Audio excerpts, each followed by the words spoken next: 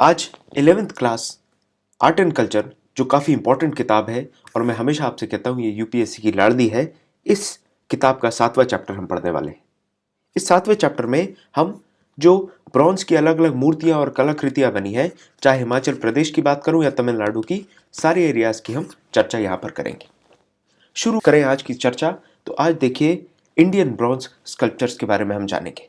आपको पीछे दिख रहा होगा ये नटराज की मूर्ति है और ये ब्रॉन्ज की बनी है। सबसे पहले मैं यहीं पर आपको ब्रॉन्ज का मतलब समझा दूं। ब्रॉन्ज एक अलॉय होता है, एक मिश्रण होता है जिसमें कॉपर और टिन होता है। कॉपर और टिन के मिक्सचर को आप कहते हैं ब्रॉन्ज।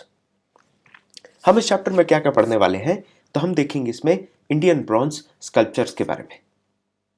डांसिंग गर्ल के स्कल्पचर के बारे में मैं आपको पहले ही बता चुका हूं। दूसरे चैप्टर में उसके बारे में फिर से चर्चा होगी। जैन ब्रॉन्ज स्कल्पचर्स जो हैं उनकी चर्चा होगी।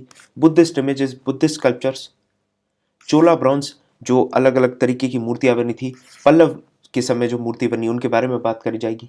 फिर जो शिव की मूर्ति है, शिव को प्रेजेंट करा जाता है in the form of Nataraj, इस चीज़ की भी बात करेंगे हम। किस तरीके से ये जो पूरी मूर्ति है नटराज की, इसमें क्या क्या इंपॉर्टेंट चीज़ें हैं, किस किस चीज़ को ये सिग्निफाई करते हैं। मान के चलिए इनकी जो मुद्रा है वो क्या सिग्निफाई करती है। हाथ में अगर ज्वाला है, हाथ में डमरू है, एक पैर अगर नीचे रखा हुआ है तो ये कौन है नीचे, ये सारी चीज़ें अगर हमें बतानी है। और ये पूरा जो सर्कल है ये किस चीज़ का सर्कल है, ये तमाम चीज़ें बताई गई। फिर हम कृष्णदेव राव राय मतलब जो विजयनगर एम्पायर है, हमारी विजयनगर एम्पायर के बारे में हम चर्चा करेंगे और वहाँ पर ब्रॉन्ज के कैसे स्कल्पचर्स बनते थे, कैसी मूर्तियाँ हैं उनकी बात करेंगे। अंत में हम बात करेंगे कि ये मूर्तियाँ बनती कैसे हैं और फाइनली नटराज की चर्चा और कुछ सवालात लेकर हम इस चैप्टर के डिस्कशन को ख़त्म करेंगे। सबसे पहले मैं आपको ये बहुत पहले से समझा चुका हूँ, शायद जब हम 6th क्लास की एनसीईआरटी कंप्लीट कर रहे थे तब भी हमने लॉस्ट वैक्स टेक्निक की बात करी है और डेफिनेटली 7th में तो करी है, ये चीज़ तो मैं जानता हूँ। हम बात करें यहाँ पर तो जो ब्रॉन्ज एज है वो बहुत पहले शुरू हो गई थी, जो चैल्कोलिथिक एज से भी हम जानते हैं। उस समय से ही बहुत सारे रोज़मर्रा के लिए जो यूटेंसिल्स बनाने हैं या फिर जो मूर्तियाँ बनानी है, उन सब चीज़ों का काम शुरू हो गया था। मैंने आपको टेराकोटा के भी स्कल्पचर्स के बारे में बताया था चैप्टर नंबर 1 में, जब हम चर्चा कर रहे थे पैलियोलिथिक, मेसोलिथिक और नियोलिथिक एजेस की। बाद में हमने कहीं ना कहीं आगे बढ़ के बात की थी चैप्टर नंबर 2 में बहुत सुंदर सुंदर टेराकोटा के बर्तन बनाने की। साथ में पत्थरों से कार्विंग की भी चर्चा की थी कहीं ना कहीं, थोड़ी बहुत जो सील्स वगैरह बनाने की बात है उसमें।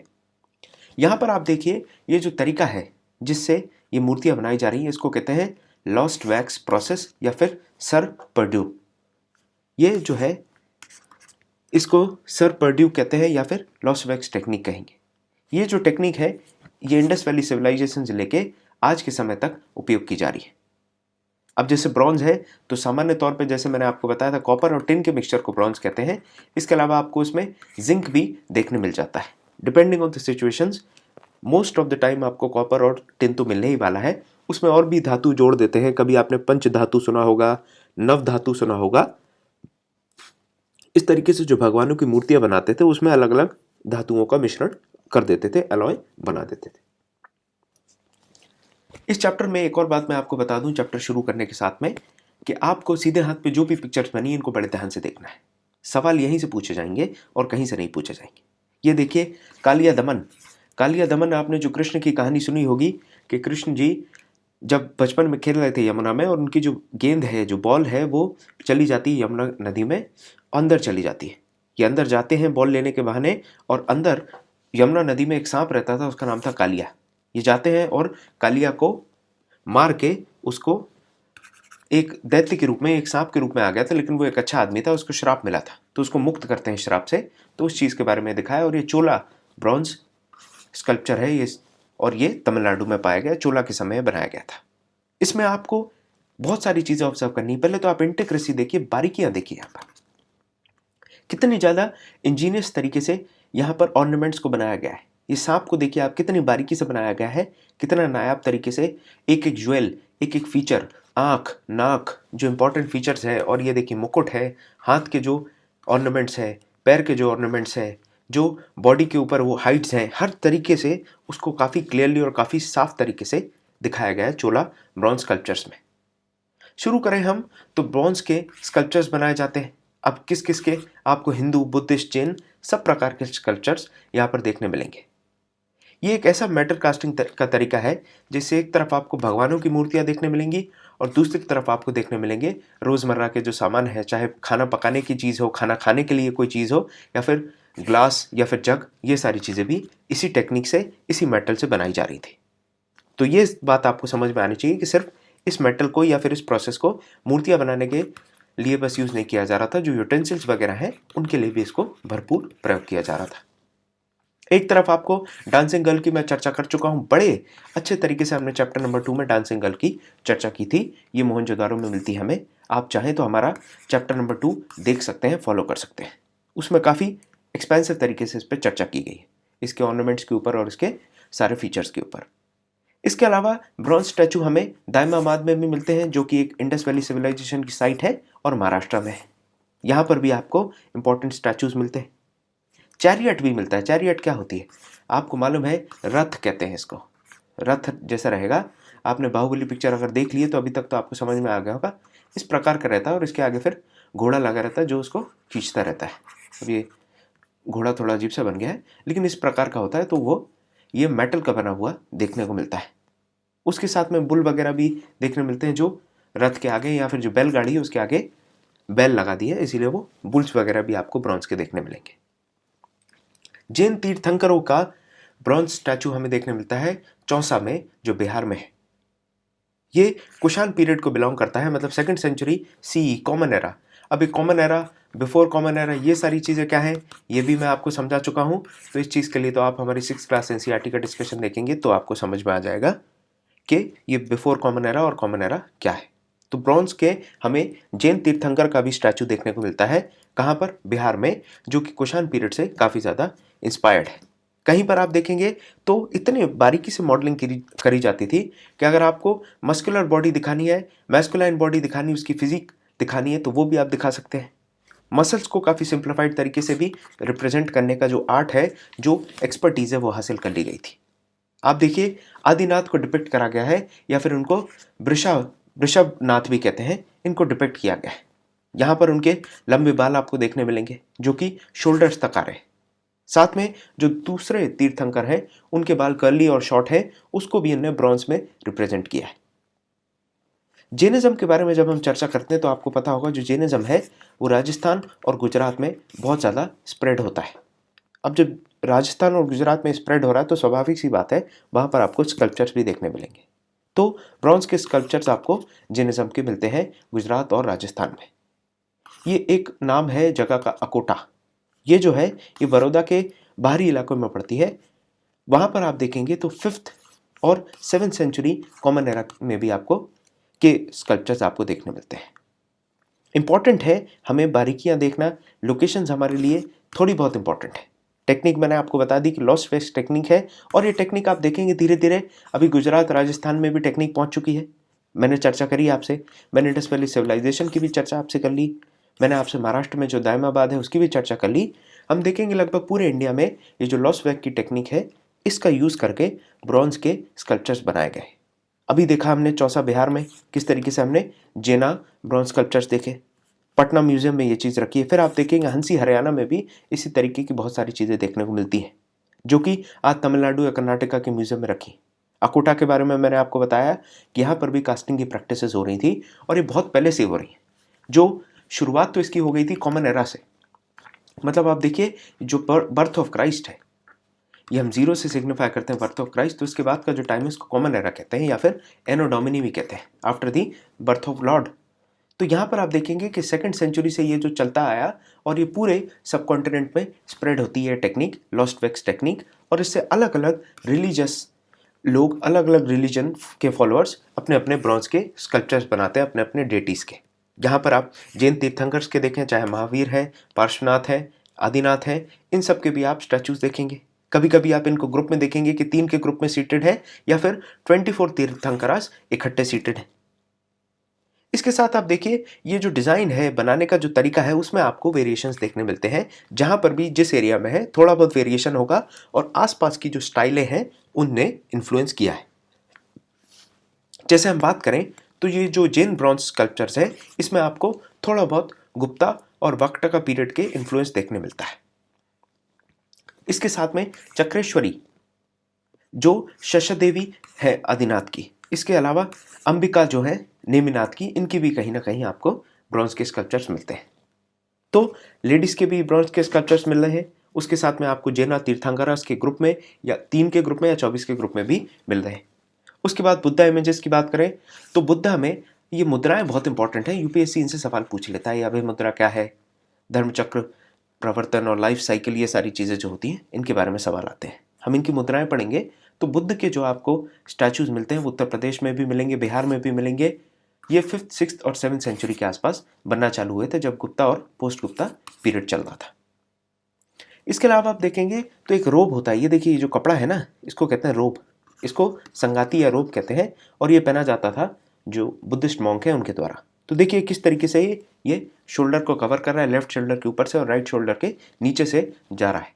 और ये पूरा जो है ना इस तरीके से, इसकी जो कपड़ा जब मुड़ता है तो उसमें जो सिल्वट आती है वो भी इसमें रिप्रेजेंट की है। मतलब आप देखिए कितना बारीक काम दिखाने का प्रयास किया है। ये सारी चीज़ें हमें समझाई। और आप देखेंगे कभी बुद्धा के स्टैचू को तो उनका जो ये जो कपड़ा है जो बांधते थे, जिसको हम रोब कहते हैं, ये पीछे एंकल तक आता था। और ये इस तरीके की स्टाइल आपको बहुत जगह देखने मिलेगी, एक तो मथुरा स्टाइल में भी और कुशाना स्टाइल में भी, जिनके बारे में हम बात कर चुके हैं। डिज़ाइंस जो है वो अलग अलग होती थी। हमने चैप्टर्स में चर्चा की है, पिछले चैप्टर्स आप फॉलो करेंगे तो आपको समझ में आएगा कि जो स्टैचू बनाने का प्रक्रिया है और किस तरीके से फीचर्स में वेरिएशन आते हैं मथुरा और गांधारा आर्ट में, इस चीज़ की हम चर्चा कर चुके हैं। यहाँ पर आप देखें ये बुद्धा की इमेज है, ये सुल्तानगंज बिहार की है। यहाँ पर आपको अलग तरीके से इनका जो कपड़े हैं, इनके जो वस्त्र हैं, ड्रेपरी जो है वो अलग तरीके से दिखाने का प्रयास किया है। यहाँ पर देखिए फोल्डलेस ड्रेपरी है, सारनाथ में आप देखेंगे तो फोल्ड्स नहीं आ रहे हैं। साथ में आप देखिए मथुरा स्टाइल में क्या होगा, बहुत सारा सिलवटें जो होती हैं, ड्रूपिंग्स होती हैं, वो आपको देखने मिलेंगी। सुल्तानगंज बुद्ध के बारे में आप देख रहे हैं, इसमें आप देखिए जो ये जो आपकी पूरी स्टैचू है बहुत ज़्यादा मॉन्यूमेंटल और बहुत ज़्यादा बड़े रूप में बनाई गई है। इसके बाद हम और चर्चा करें अगर, तो वक्टका ने भी ब्रॉन्ज स्टैचू बनाए थे बुद्ध के, जो कि आपको महाराष्ट्र में देखने मिलते हैं, पोपनार में। ये उसी समय बनाए गए थे जब गुप्ता पीरियड में ब्रॉन्ज स्टैचूज बनाए जाते थे।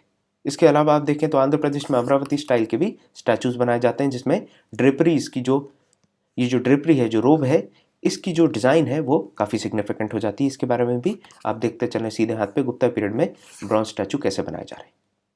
इस पूरे चैप्टर में इंपॉर्टेंट ये है कि आप बस इन स्टैचूज को देखते रहें, इन पिक्चर्स को थोड़ा सा अपने दिमाग में बैठाने का प्रयास करें। हर जगह आप देखेंगे तो अभय मुद्रा की बात करी जा रही है। तो अभय मुद्रा क्या है ये मैं बता देता हूँ। देखिए अभय मुद्रा में क्या हो रहा है, ये इंडेक्स फिंगर है, उसके बाद आपकी एक ये होगी मिडिल फिंगर, उसके बाद ये तीसरी, चौथी। ये जो दूसरी फिंगर होती है आपकी, उसको आप जब अपने थंब से टच करते हैं वो मुद्रा अभय मुद्रा होती है। ध्यान मुद्रा आप देख लीजिए, ध्यान की मुद्रा ये है। वितर्क क्या है, वितर्क मुद्रा ये है, इंडेक्स फिंगर और थंब जब टच करेगा तो वितर्क मुद्रा है। उसके बाद आप देखिए धर्म चक्र, धर्म चक्र में क्या होगा, देखिए किस तरीके से जो एक सर्कल है वो 2 सर्कल जो है एक दूसरे से कनेक्टेड है, इस तरीके से दिखाने का प्रयास कर रहे हैं। वरदा, वरदा क्या हो रहा है, यहाँ पर आप जब कंपैशन शो कर रहे हैं उस टाइम पे ये पोजीशन है। और नमस्कार, जब आप एडोर करते हैं किसी को, एडोरेशन में, रिस्पेक्ट में, सैल्यूटेशन में आप यूज करते हैं नमस्कार। तो ये कुछ मुद्राएं हैं जो हैंड जेस्चर से आपको याद रखने हैं, इससे मैच द कॉलम आ सकता है। ब्रॉन्ज स्कल्पचर्स की बात करें तो मैंने अभी आपको गुप्ता और वाकाटका के बारे में बताया। आप देखिए ऐसे बहुत सारे स्कल्पचर्स आपको अलग अलग जगह पर मिलेंगे, और इनका बहुत गजब का एक इंपॉर्टेंस ये था कि मॉन्क जो है वो इन स्कल्पचर्स को अगर एक बार बना लेते हैं तो उनको अलग अलग जगह पर ले जा सकते थे वर्शिप करने के हिसाब से, और इनको इंस्टॉल भी करा जा सकता था बुद्धिस्ट विहारास में। अब विहार क्या होते हैं इसको मैं आपको एक बार बता दूं। जो बुद्धिस्ट केव बनाए जाते थे उसमें 2 चीज़ें होती थी, ये हम पढ़ चुके हैं फिर भी मैं आपसे चर्चा करता हूँ। एक होता था चैत्य और एक होता था विहार। विहार मतलब वहाँ जहाँ पर मॉन्क रहते हैं, मॉन्कों के रहने की जगह, रेसिडेंस को विहार कहते हैं। और जहाँ पर वो अपना मेडिटेशन और जो भी काम रहता था पूजा पाठ वाला वो सारा करते थे, उसको चैत्य कहते हैं। तो ये अपनी मूर्ति जो ब्रॉन्ज की बनाएंगे बुद्ध की, उसको अपने विहार में भी ये इंस्टॉल कर सकते हैं और जहाँ भी चाहें ये लेके जा सकते हैं। उस तरीके की व्यवस्था बन गई थी। आप देखिए ये जो स्टाइल है बनाने की अलग अलग स्कल्पचर्स, ये बहुत ज़्यादा रिफाइन होती जा रही है। इंडिया में भी मैंने आपको अभी जैसे जैसे मैं पिक्चर चेंज कर रहा हूँ आपको भी समझ में आ रहा होगा कि काफ़ी लाइफ लाइक इमेजेस बन रही, बिल्कुल ऐसा लग रहा है कि कोई इंसान जिंदा है। और उतना ज़्यादा इफेक्टिव तरीके से ब्रॉन्ज के स्कल्पचर्स बनाने लगे थे। और यही चीज़ जो है ये इंडिया से और जगहों पर भी जाती है। ये जो टेक्निक है और जो आर्ट है ये फैलता है पूरे एशियन सब कॉन्टिनेंट में। हिमाचल प्रदेश और कश्मीर में भी आप देखेंगे तो आपको जो आपकी हिंदू डेटीज़ हैं, हिंदू गॉड एंड गॉडेसेस हैं, बुद्धिस्ट डेटीज़ हैं, इन सब की मूर्तियाँ देखने मिल जाएंगी।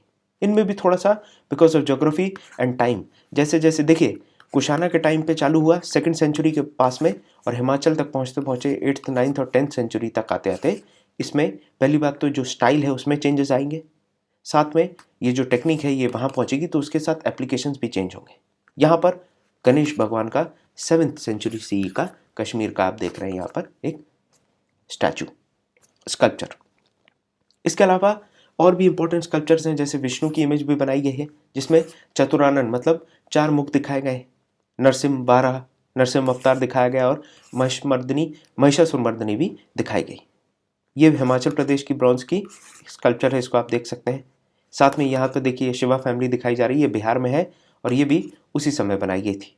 अलग अलग आप इनको देखेंगे स्कल्पचर्स को तो आपके दिमाग में बैठ जाएंगी बातें। पल्लव डायनेस्टी की बात करी जाती है, बिहार और बंगाल में इनका साम्राज्य था, इनको आप जानते हैं। ये उस समय की बात है जब नालंदा एक इंपॉर्टेंट बुद्धिस्ट सेंटर के तौर पे देखा जाता था। वहीं पर एक मूर्ति मिलती है अवलोकितेश्वर की, जो कि एक फॉर्म ऑफ बुद्धा है। महायाना में इनको बोधिसत्व के तौर पे देखा जाता है। ये बैठे हुए हैं बड़ी अग्रेसियस पोस्चर में, इनके 4 हाथ दिखाए गए हैं और इनका जो पोस्चर है ये त्रिभंग मुद्रा का है। इसके अलावा फीमेल गॉडेसेस को भी ब्रॉन्ज स्कल्पचर्स के द्वारा रिप्रेजेंट करने की कोशिश की है वज्रयान फेस में। अब ये वज्रयान क्या है ये समझ लीजिए। जो बुद्धिज्म है, बुद्धा की डेथ के बाद ये 3 पार्ट्स में डिवाइड हो गया था, महायान, हीनयान और वज्रयान। वज्रयान में बेसिकली तांत्रिसिज्म होता है और प्रैक्टिस जो है ना उसमें विमेन को भी तांत्रिक सिस्टम में इंट्रोड्यूस कर लिया जाता है। तो यहाँ पर आप देखिए जो इमेज है ये तारा की है और तारा को वर्शिप किया जाता था वज्रयान में। ये तारा की इमेज है जिसमें एक जो कमल का फूल है वो ऊपर से कवर कर रहा है इनको और साथ में एक हाथ से अभय मुद्रा दिखा रही है। इस पिक्चर को भी आप ध्यान से देखिए, तारा की अभय मुद्रा को। इसके साथ ब्रॉन्ज कास्टिंग की जो मैं बात कर रहा था अभी साउथ इंडिया में पहुंचती है मिडिवल पीरियड्स में, और पल्लव पीरियड में 8th और 9th सेंचुरी के आसपास बहुत सुंदर सुंदर बहुत ही ज़्यादा एक्सक्विजिट स्टैचूज आपको देखने मिलते हैं। चोला पीरियड में लेकिन इसकी एपिजी आती है, जो क्लाइमैक्स है ब्रॉन्ज स्कल्पचर्स का वो चोला पीरियड में आता है। इसके बारे में अगर हम बात करें तो पर्टिकुलरली कुंभकोणम करके एक जगह है जहाँ पर बहुत ही शानदार स्टैचूज स्कल्पचर्स बनते थे। इनको पेट्रनाइज करने वाली थी एक रानी जिनका नाम है सिमियन महादेवी, जो कि विडो थी, उनके जो पति थे वो मर गए थे और ये काफ़ी ज़्यादा पेट्रोनाइज करती हैं ब्रॉन्ज स्कल्पचर्स को। और चोला ब्रॉन्ज स्कल्पचर्स ऐसे हैं कि पूरी दुनिया इसकी दीवानी है और पूरी दुनिया में लोग इनको कलेक्ट करने का शौक रखते हैं। पल्लव पीरियड में अर्धपरण्यक ये जो आसन होता है अर्धपरण्यक, इसमें एक पैर नीचे लटका होता है, 1 लेग स्केप्ट डैंगलिंग, और एक पैर को दूसरे पैर के नीचे फंसा लिया जाता है। ऐसे आप भी कभी कुर्सी वगैरह पर बैठ जाते होंगे, वो मुद्रा। फिर एक आचमन जेस्चर होता है। आचमन जेस्चर मतलब जब शिव जी पॉइजन पीने के लिए तैयार होते हैं तो जो वो पोजीशन होती है उनकी, जो वो पर्टिकुलर यूटेंसिल जो वो बर्तन पकड़ के जैसे खड़े होते हैं उसको आचमन मुद्रा कहते हैं। तो आचमन मुद्रा के बारे में भी बताया कि उसका भी ब्रॉन्ज स्कल्पचर पाला पीरियड में देखने मिलता है।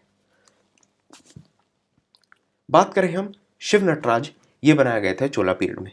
चोला पीरियड में आपको देखने मिलेगा, और ये जो नटराज की मूर्ति है ये चोला पीरियड की इतनी ज़्यादा सॉर्टेड है, इतने ज़्यादा कलेक्टर्स इसको पसंद करते हैं कि काफ़ी महंगे दामों पे ये बिकती है।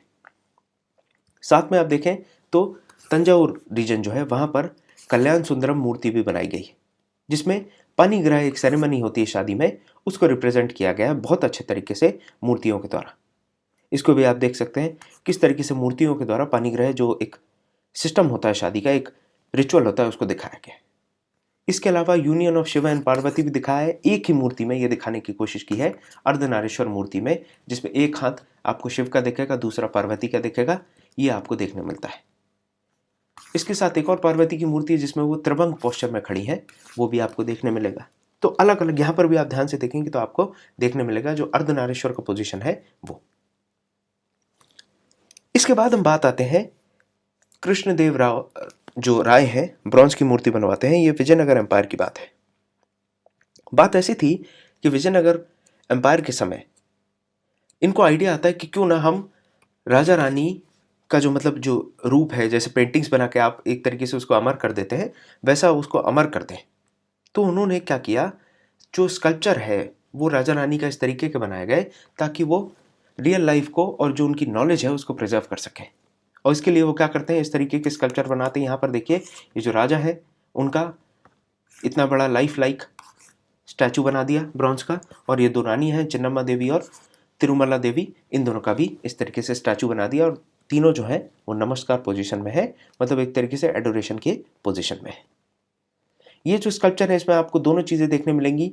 एक तो ये स्कल्पचर जो होगा ये इम्पोजिंग भी होगा, साथ में ये ग्रेसफुल भी होगा।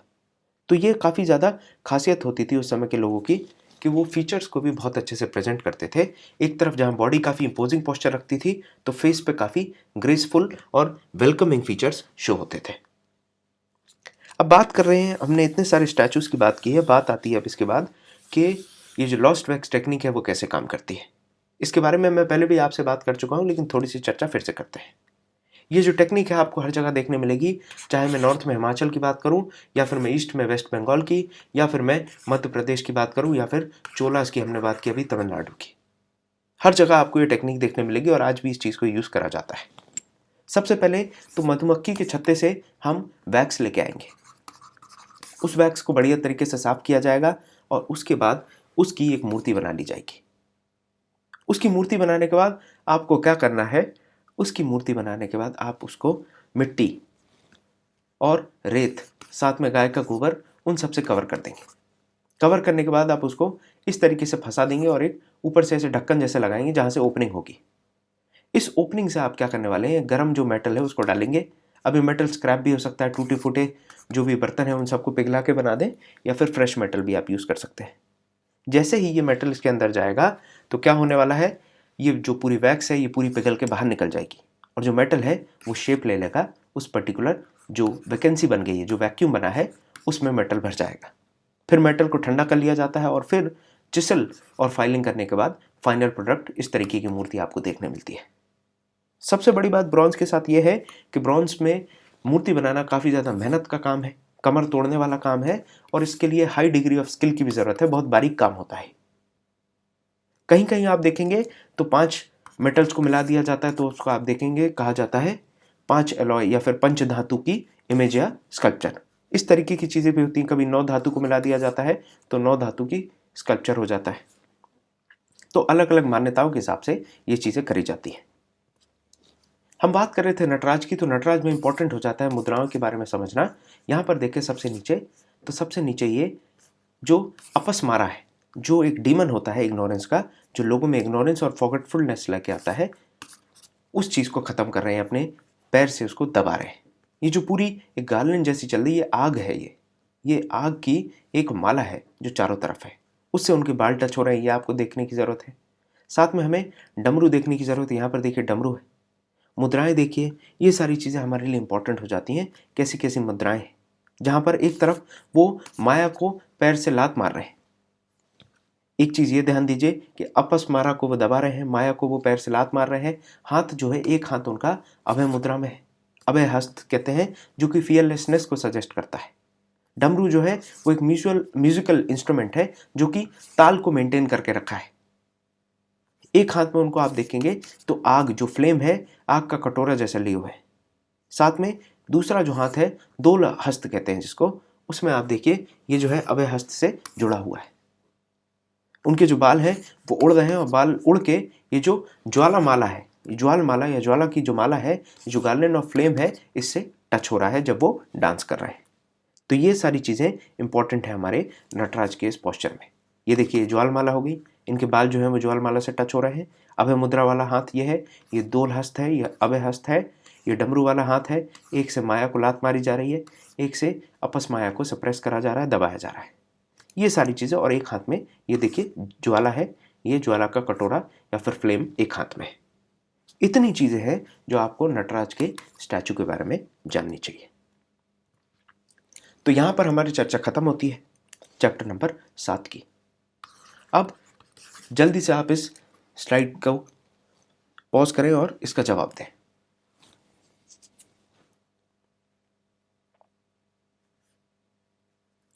उम्मीद करता हूं जवाब बनाया होगा आपने। सवाल है, which of the following technique used for making bronze statues during Harappan civilisation. अब ये तो मैं आपको बहुत पहले से बता रहा हूँ, बड़ा आसान सा सवाल है, दूसरे चैप्टर में हमने बहुत पढ़ दिया है ये। इसका आंसर हो जाएगा ए फॉर एप्पल। दूसरा सवाल, Nataraj bronze images were casted during the period of. अब ये भी मैं बता चुका हूँ कि जो चोला पीरियड में जो नटराज की मूर्तियाँ बनाई गई थी वो आज भी कलेक्टर्स ढूंढते हैं और उनके लिए मोटी कीमत देते हैं। अगर आपको कहीं मिल जाए तो आप समझिएगा कि आप माला माल हो गए। ये आंसर हो गया आपका बी फॉर बॉल। तो यहाँ पर चर्चा खत्म होती है हमारे चैप्टर नंबर 7 की। बहुत जल्दी आपसे मिलते हैं चैप्टर नंबर 8 के साथ और उसके बाद 12वीं एनसीईआरटी शुरू करेंगे। तब तक के लिए बहुत बहुत धन्यवाद। आप यहाँ पर भी जो मैंने सिखाया है ज़रा सा यहाँ पे भी रिपीट कर सकते हैं।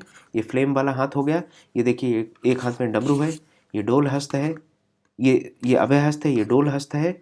इस तरीके से आप बहुत सारी चीज़ों को ध्यान से देख सकते हैं। ये ज्वाल माला है, इसको भी आप बहुत ध्यान से देख सकते हैं। तो इस फिगर को भी एनालाइज करता हुआ आप इस लेक्चर को ख़त्म कर सकते हैं।